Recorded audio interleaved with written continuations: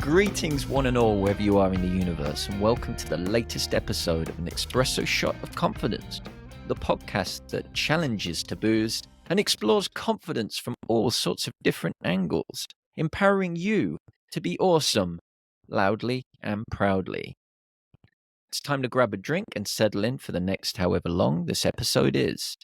I'm your host, the Master of Awesomeness, Ashley Griffiths, and today we will be talking all about the wonderful world of writing.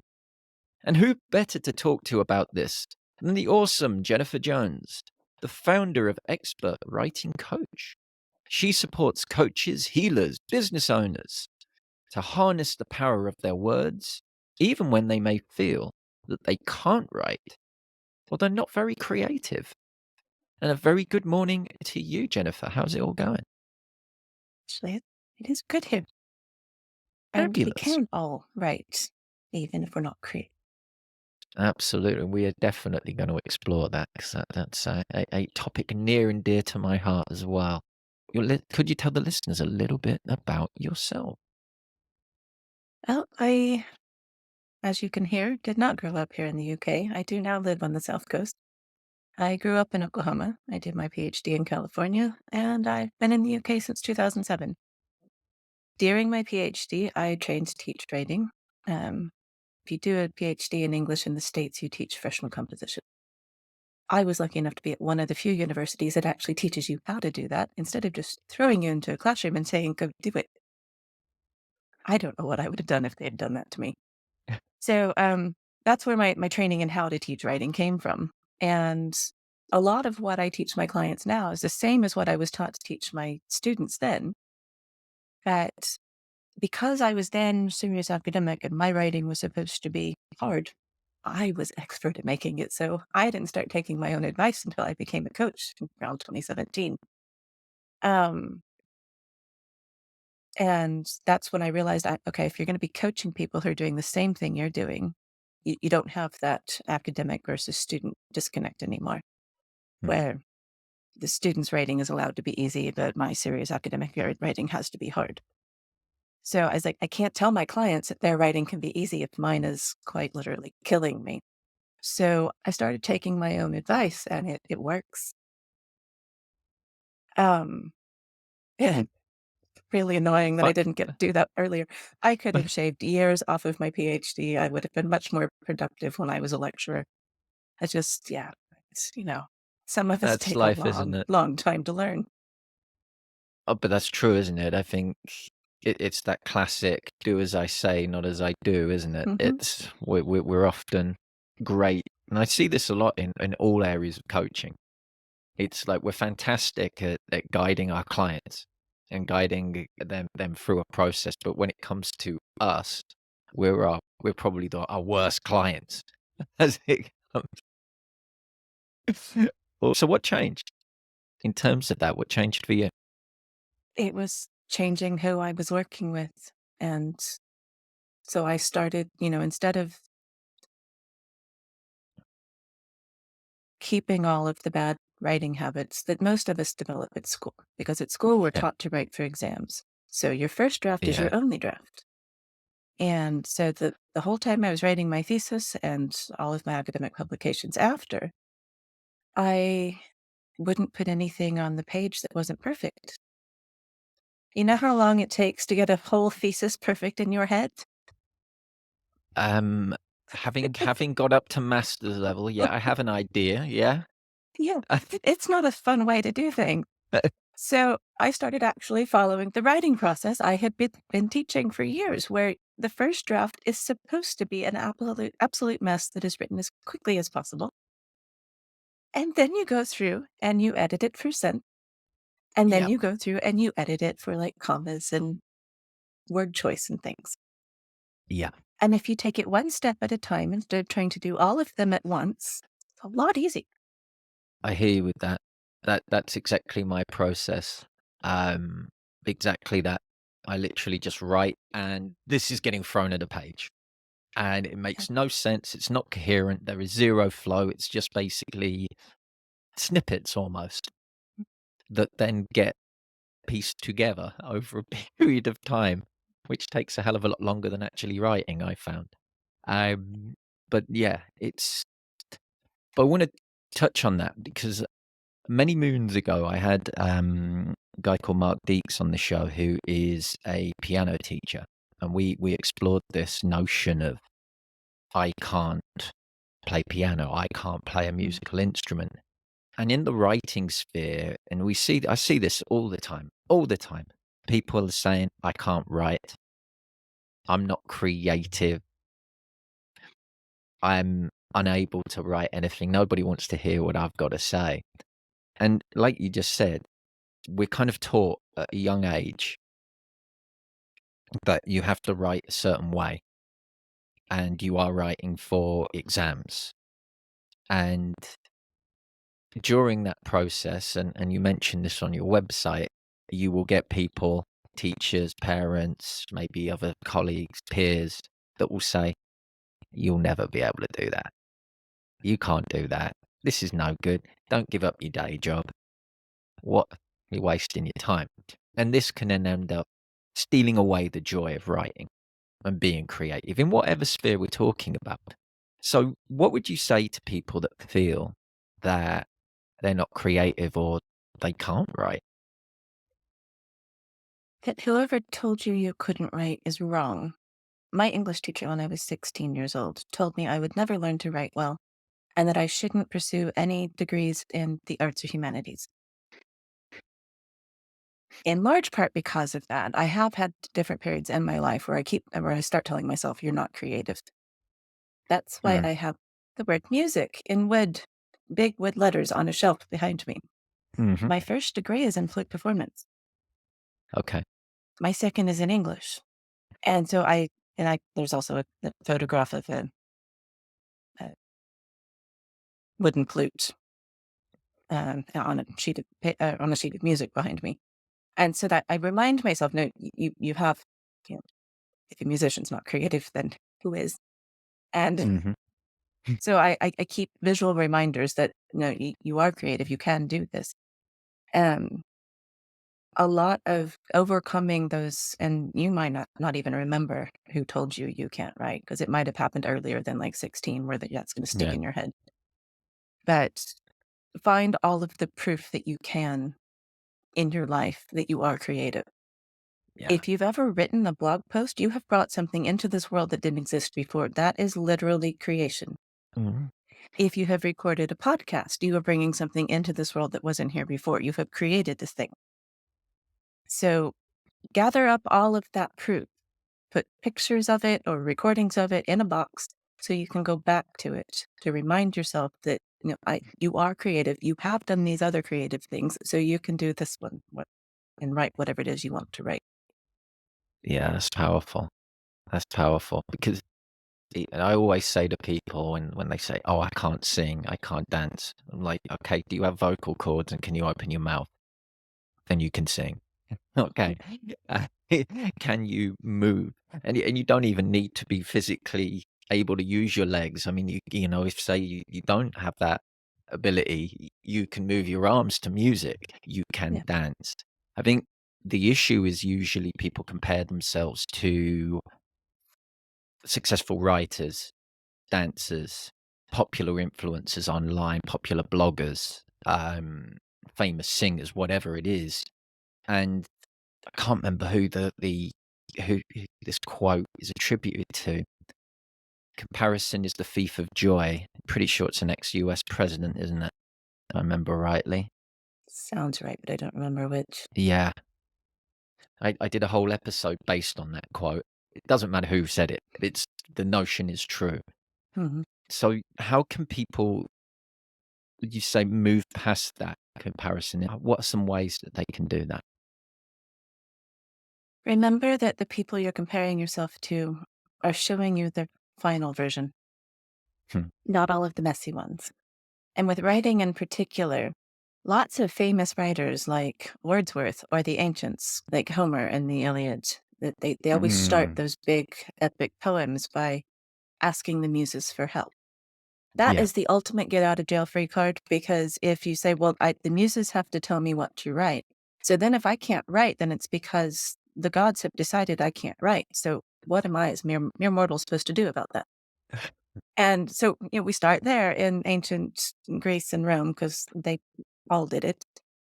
You move forward to, the early 19th century with Wordsworth going around looking at his daffodils and writing that poetry should be an overflow. I'm going to get the quotation wrong, but it's something like poetry should be an overflowing of strong emotion recollected in a moment of tranquility.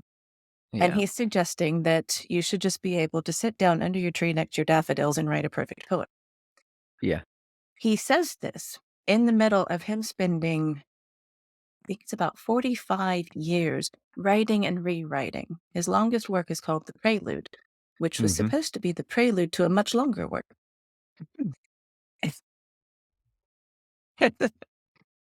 There are multiple versions of The Prelude, and we only stopped getting new versions of them because he died.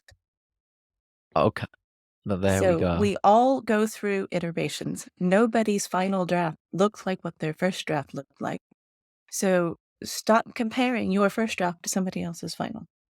Oh, absolutely. And there's a Stoic principle there as well that looks at that about you see the final piece and you just think, well, that was easy. Oh, it looks so effortless. They're so confident. I regularly share a video of me spliced in now with what I was 4 or 5 years ago. Where do I look? Like, because there is always a process, isn't there? There's always Mhm. that process. Things don't arrive fully. Well, sometimes they do. Sometimes they do arrive fully formed. I mean, you'll hear musicians say about that. Just sometimes they just get hit and it just arrives. It's that moment of genius. But what has enabled that moment of genius to come? It's that what's gone before, all of that noodling, messing around, and the building up of that confidence to go, you know what, screw it, let's just see what comes out. Yeah. And being able to receive that wisdom. Um, but for every strike of genius, I'm sure there'll be lots of, that's terrible, that's no good, yeah, we need to work on this. And it's an ongoing process. Um, and speaking of processes, I think it's certainly when it comes to writing, and this could be showing up online, putting together a book, even doing videos. A lot of people don't do it because they don't think they have anything worth sharing. I don't think that anyone will ever want to read it. It's not worthwhile. No, who's going to care about my little world and my whatever it is that they've got in their mind? And as a result of that, they keep it to themselves. So, what advice would you give to people to move past that fear? To literally go, you know what? I've got this thing that I feel like somebody will get something from it. How can they get past that fear and just press that post button on whatever it is that A lot of the not wanting to write because they think it's too obvious or nobody will want to read it or nobody's going to get anything out of it comes from you being too close to the idea. Mm, The rest of us aren't in your head. We don't know what wonderful, beautiful thoughts you've been having, and we won't know until you put them out there. Especially when I work on books or my clients are working on their books, you spend so much time with the material. You're just, by the end of it, the final edit through, you're just thinking, this is just too obvious. Surely everybody knows this. mm, No, everyone does not have your experience and your training and your expertise. So you do need to write the thing so that you can get what's up here in your head out to your audience. yeah, massively. That's a crucial one, isn't it? I often say that when I'm running workshops, simple for you is a game changer for Yeah. someone else. You know, that's the curse of knowledge. I suppose sometimes people are thinking, well, won't everybody know this? And it's like, well, why would they? Why would everybody know this? They don't have your knowledge, your experience, your life experience.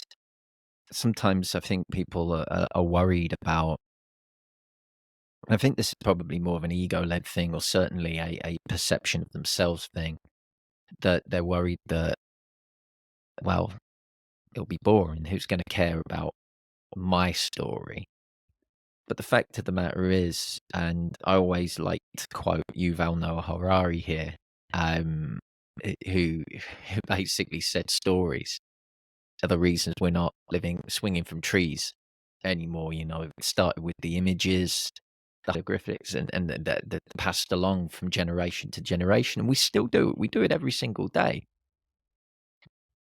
But there's this notion you have to have some special skill to be a storyteller. But I think all of us can do it. So, what would you say to somebody who's thinking, okay, I've got this story, whatever it is, maybe it is personal, maybe it is about their life experience, but right now they're thinking, nah, nah, I can't share that, or I'm no, I don't have a flair of words to turn it into this beautiful story that will become a Times bestseller. What would you say to those people that are thinking right now, nah, I can't do it? To remember that when they were kids, they didn't have this problem. This is an age problem.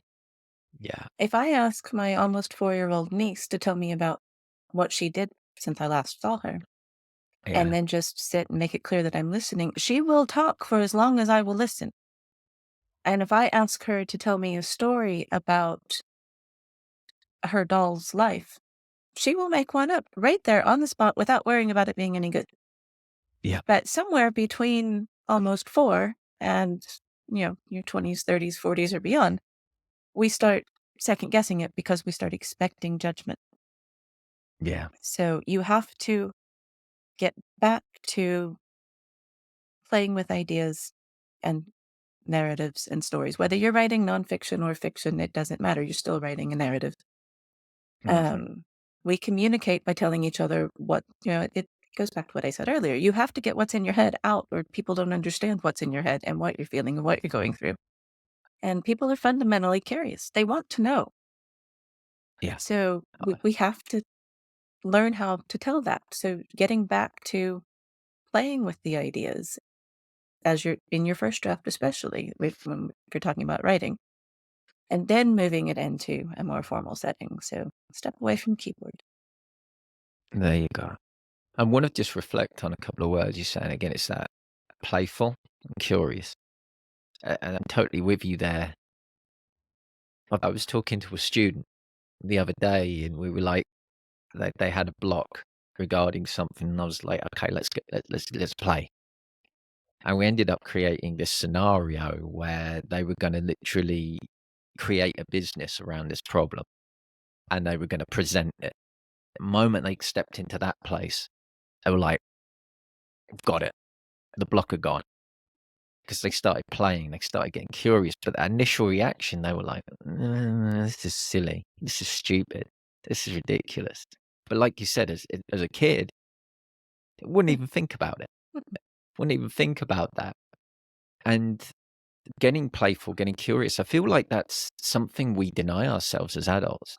Totally deny ourselves. And I know societal norms make it, well, you're immature. It's like, well, and? And what? So so how can people insert that a bit more curiosity into this process and even make it more playful? Um, Part of it is get away from anything that looks like proper work. So no keyboards, no lined paper, no blue pen or black pen or normal pencil, because all of those writing or typing implements look like what you used for exams at school. Mm, So whatever you produced with them has to be right. yeah. And for goodness sake, don't use a red pen because then it looks like you're bleeding on the page. And Hmm. don't. When I was first training to teach, they told us not to mark student work in red because there had been big studies in U.S. universities that said that students felt like they were being physically attacked when their lecturers marked things in red. So, I marked in purple or green because Yep. those are more neutral colors. So move away from it. I am never very far away from the crayons. So like get Yes, a big yes, like yes, yeah. A2, A1, huge piece of paper in a bright color, spread it out on the floor or your dining room table, and write stuff in crayons or glitter pen or whatever makes you happy. And then you will start playing with it and you will stop judging it because your inner Mm. critic, and your inner critic's really just there to keep you safe. And as a writer, you don't want her to go away completely because she needs to come back when you start editing. But for Yeah. getting the ideas out, she needs to go off and have a figurative cup of tea. She knows you're not going to put this massive sheet of yellow paper that's covered in, purple crayon. That's not going to go out into the world. That's just for you and your delightfully weird workspace. So, doing something like that will help. Also, make sure you're nurturing your creativity. A book I always come back to is called The Right to Write by Julia Cameron. At the end of each chapter, she gives you a different thing to do to nurture your writing. And one of those things is to take yourself on artist dates, which means just to go out for an hour at least and do something that's out of your ordinary. So it could be Hmm. browsing in a shop you don't normally go to, but don't go looking for something. Just go look at everything they've got in the shop. Or Yeah. if the weather's nice, go walk by the seaside or go to a gallery. But get your brain away from what you usually work on because your brain needs to rest. And then whenever you go Yeah. back to work, you'll be making connections you didn't realize were there because you've Yeah. fed your creativity. It's that it's mind wandering, isn't it? Which I think the modern world doesn't really encourage because we're always on. Yeah. Read quite a lot of studies on that regarding creativity. And just coming back to your idea, I remember I was teaching a course in Japan, in Tokyo.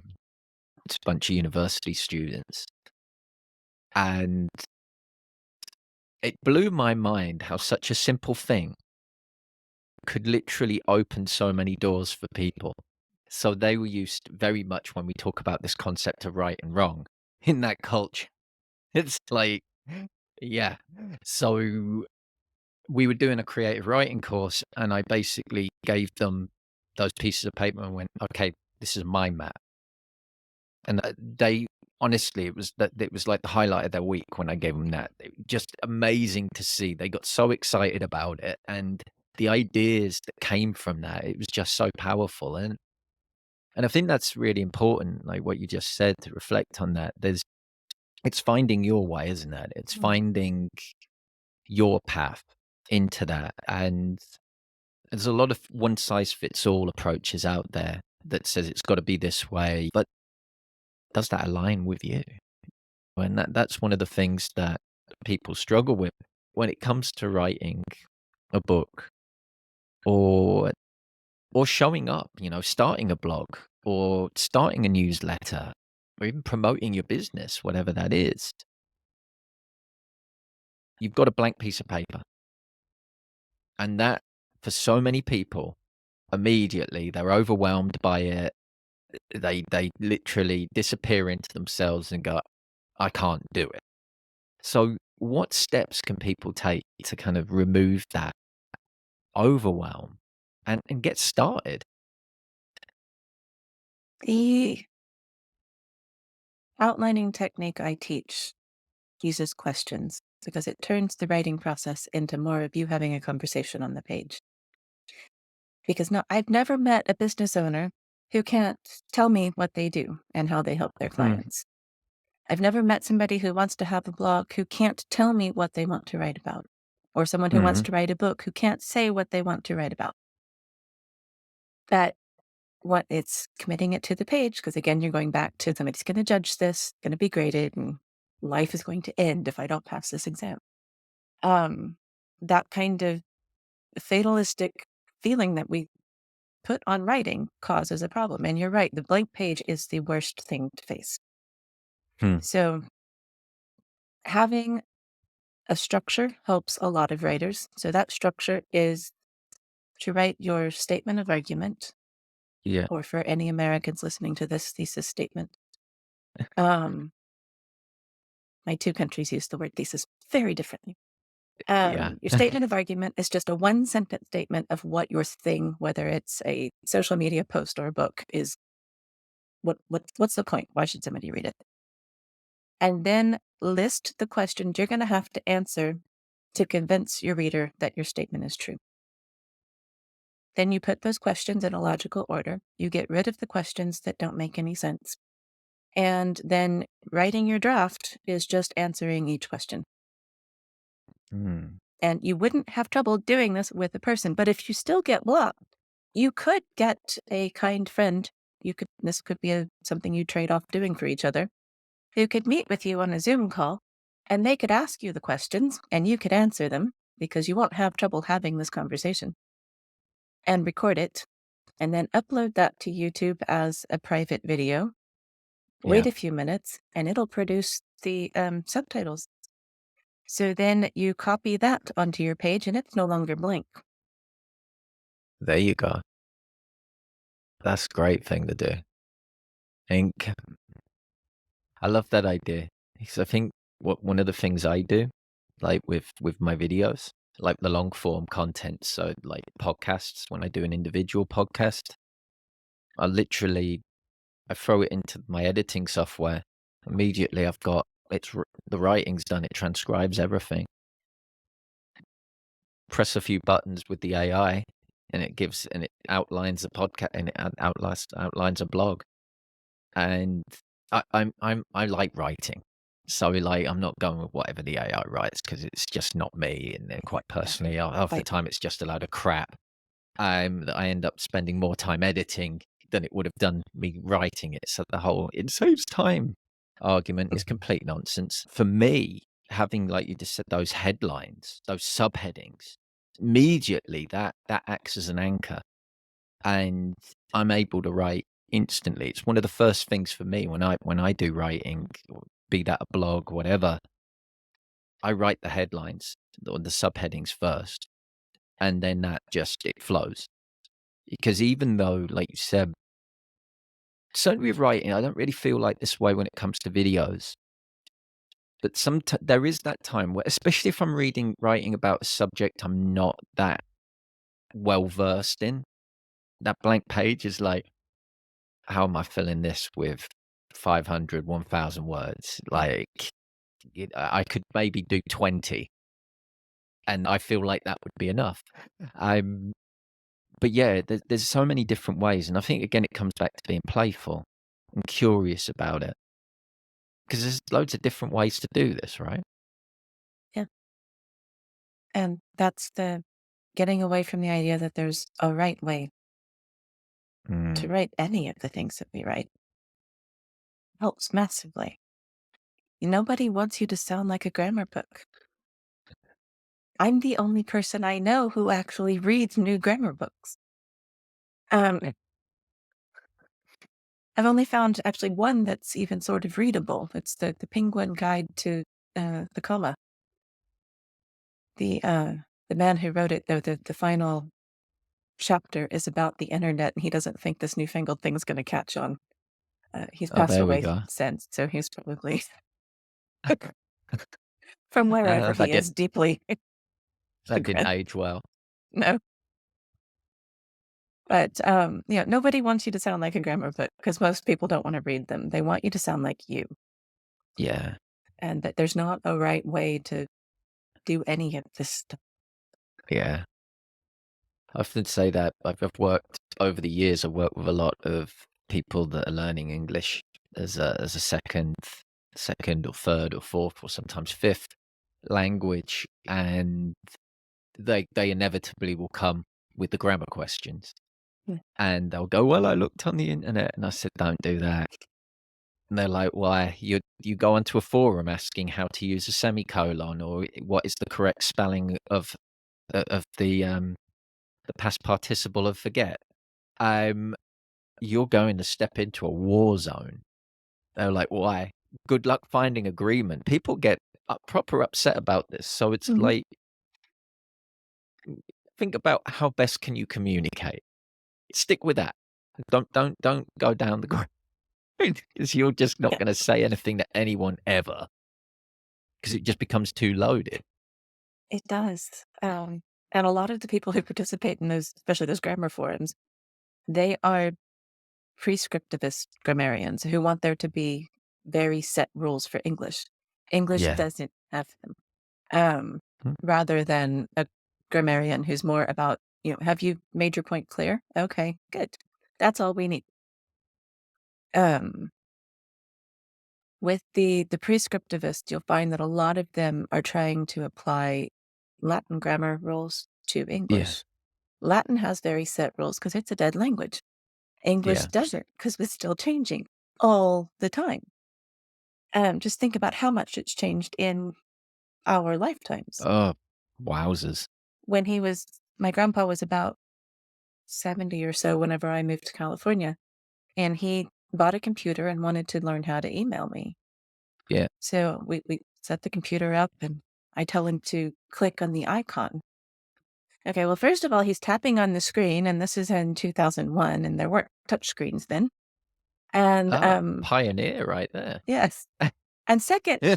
he didn't see any icons because for him, an icon would be like the Madonna or Yeah, Madonna. absolutely.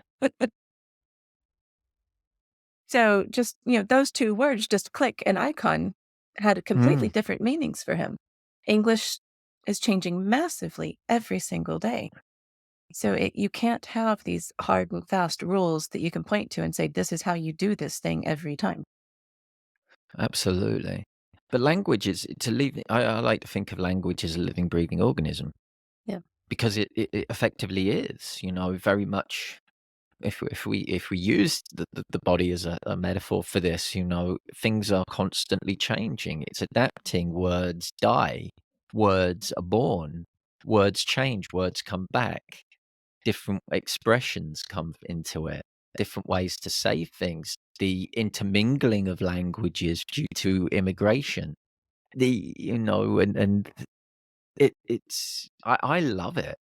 Oh, I love the way that language is constantly moving and the constant battles, between the young and the old. Like I made a joke the other week about certain expressions like younger people are using at the moment where there seems to be this battle really against certain syllables. They like to drop them.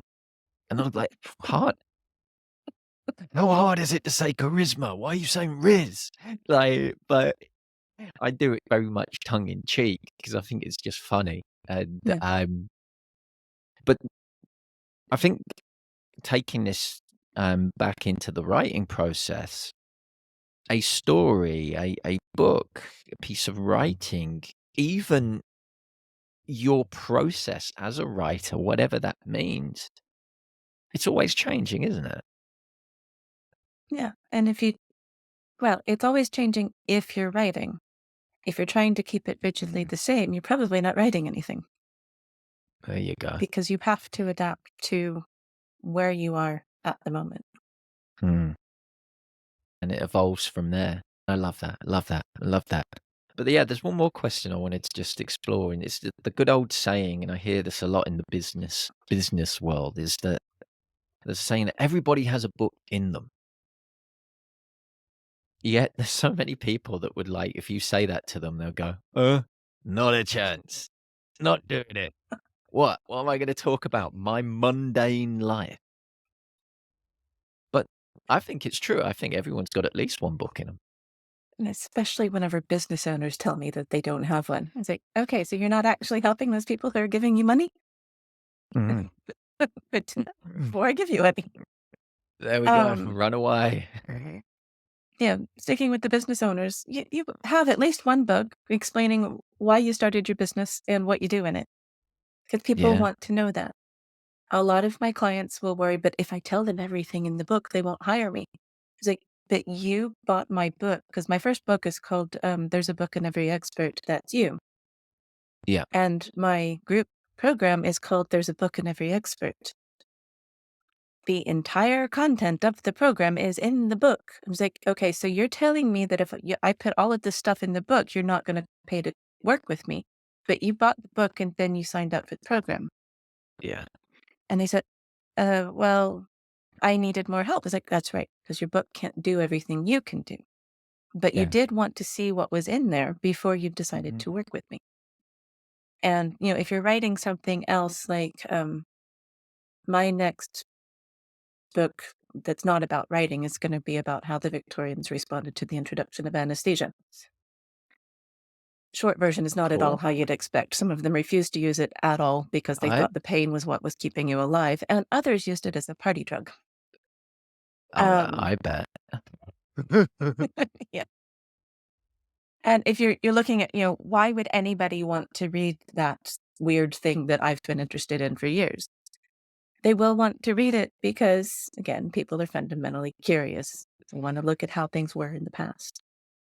Yeah. So, you do have at least one book in you because everybody wants to know what you do and why you do it. Right. Oh, absolutely.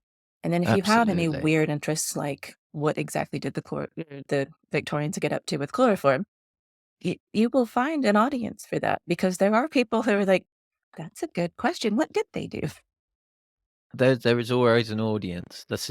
This is very true, and yeah, I just want to completely echo your point regarding the people are worried about the fact if you put stuffing out there, that will be it. No one will come and work with you. But I remember having this conversation with a friend. He saw me post something where basically I gave people the keys to the kingdom, and he was like, "You've given everything away here, Ash. Why would you do that?" And I said, "Well, it's two reasons. There's going to be those people. Well, there was three reasons. One, because I wanted to, because I felt like it was a good thing to do. But from a business point of view, there was two reasons. One, there would be those people that just needed that nudge, and giving them that nudge gave them that opportunity to move forwards, and that was great. And they're going to take that and go, "Oh, thank you so." They're going to feel good about it. And then there's going to be those people that think, "I think I can do it, but I'm not sure if I can do it by myself." Because again, you got that fear. Like one of the things that came up when you were just talking there, and I'm guessing just that a big part of what you would offer there is that accountability and that guidance and maybe that cheerleading and when necessary, maybe a bit of a firm nudge to get things happening.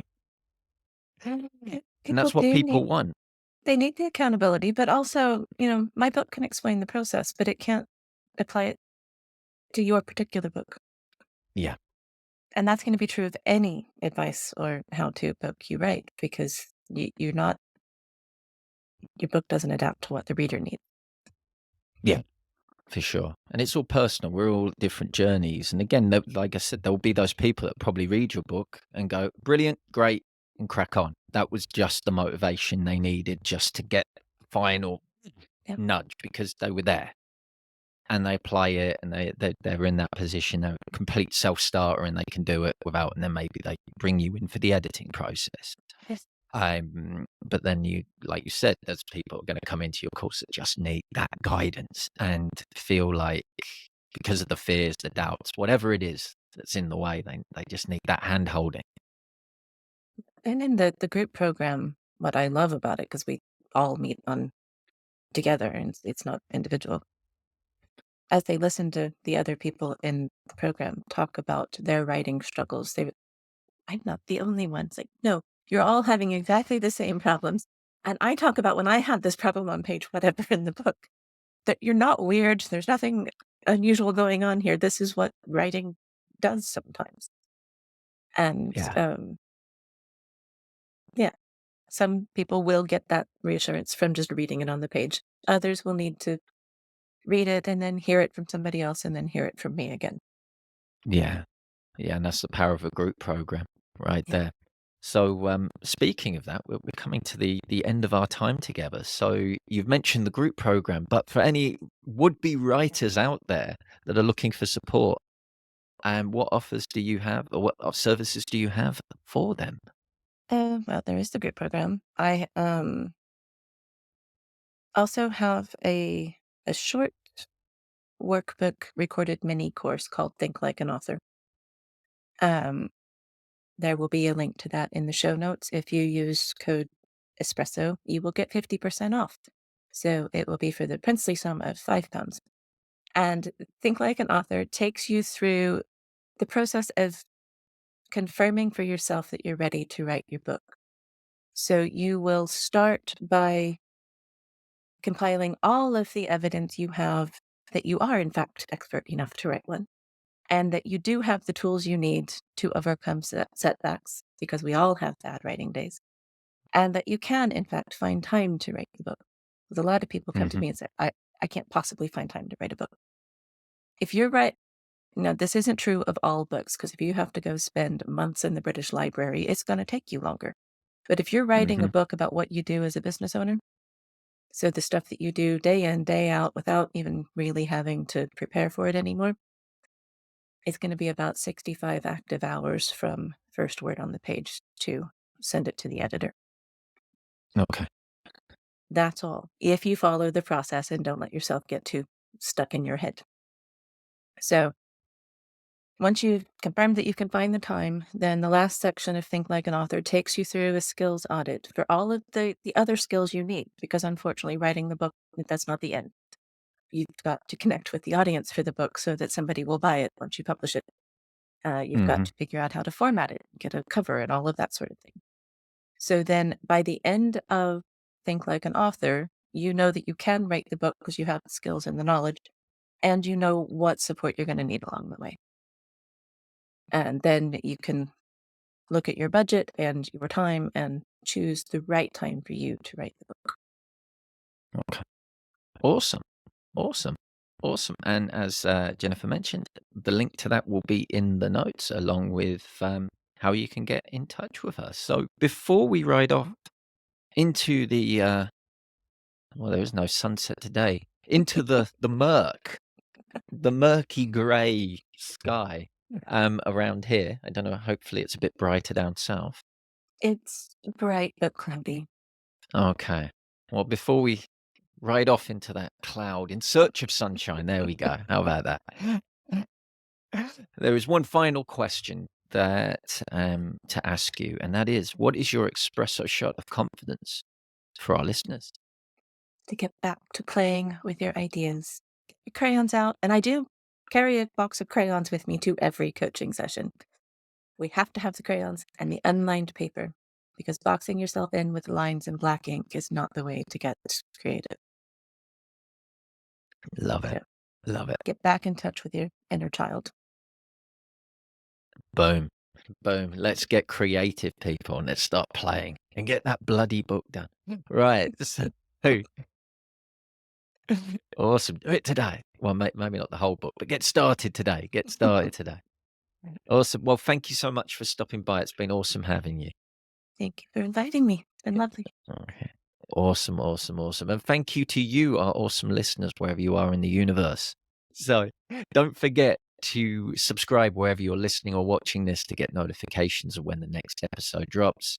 And for now, as always, I wish you a fond farewell, and don't forget to be awesome.